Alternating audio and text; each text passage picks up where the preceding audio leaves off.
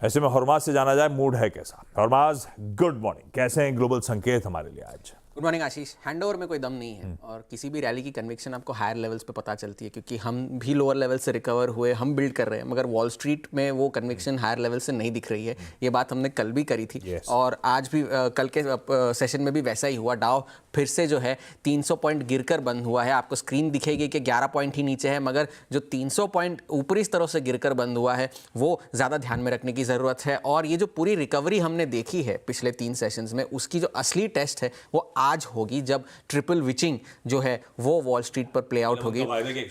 हाँ, जो सारे ऑप्शंस, फ्यूचर्स सारे के सारे एक्सपायर होते हैं, एक साथ होते हैं, और नहीं, वो 3 महीने में एक बार होती है। हर तीसरे जो मंथली वाला होता है वैसी टाइम तीसरे फ्राइडे को, हर क्वार्टर के तीसरे फ्राइडे को ये इस तरह की ट्रिपल विचिंग होती है। $4.5 ट्रिलियन के कॉन्ट्रैक्ट्स आज एक्सपायर होंगे, तो वहां पर नजर रखने की जरूरत होगी। काफी सारा डेटा निकल कर आया कल, एक्सेंचर के नतीजे आए, वो तो अच्छे थे। स्टॉक अपने मसलों से गिरा है क्योंकि उनकी अर्निंग्स कमेंट्री में उन्होंने ये कहा है कि डोज जो है उसकी वजह से उनके कामकाज पर असर पड़ रहा है, सरकारी के साथ उनके कामकाज में, और सरकार से उनका काफी रेवेन्यू आता है, उस वजह से जो है शेयर गिरा है, मगर नतीजे अच्छे थे तो वो ध्यान में नजर रखने की जरूरत होगी। फेडेक्स के नतीजों में भी उन्होंने एक चेतावनी दी है कि ये जो महंगाई है, टैरिफ्स है, उसकी वजह से ऑपरेटिंग एनवायरनमेंट काफी चैलेंजिंग हो गया है, और ये जो टैरिफ उन्होंने जो छोटे पार्सल्स पर लगाए हैं जो पहले नहीं लगते थे, इस वजह से फेडेक्स के वॉल्यूम्स पर काफी असर पड़ा है।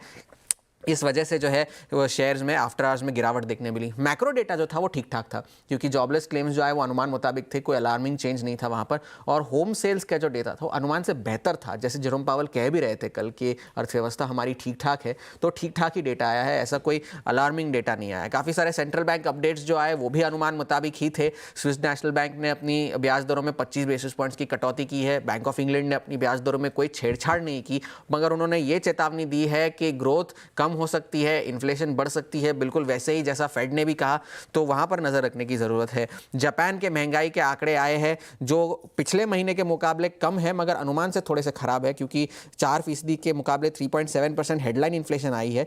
कोर इन्फ्लेशन जो है जनवरी के मुकाबले कम है, मगर जो अनुमान था 2.9% का, उसके वजह 3% आई है। और जो कोर इन्फ्लेशन है, कोर इन्फ्लेशन सिर्फ फूड प्रोडक्ट्स एक्सक्लूड करता है, और कोर इन्फ्लेशन जो है वो फूड और एनर्जी दोनों एक्सक्लूड करता है, तो वो 2.6 आई है, जबकि 2.5 का अनुमान था। और बैंक ऑफ जापान ने ये कहा है कि कोर इन्फ्लेशन जो है थोड़ा सा एलिवेटेड रह सकता है, क्योंकि चावल की कीमतें बहुत ज़्यादा है और महंगाई को काबू में लाने के लिए जो सरकार ने कदम उठाए थे वो थोड़े से कम हो रहे हैं, तो वो जापान से डेटा निकल कर आया है।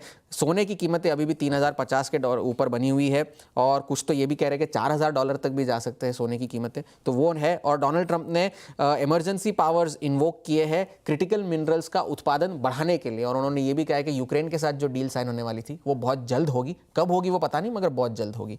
तो हैंडओवर में कोई दम नहीं है, मगर असली टेस्ट रिकवरी का आज शाम को होगा। आज शाम को होगा, ठीक बात। उनके हैंडओवर में दम नहीं है, तभी तो अपन चमक रहे हैं।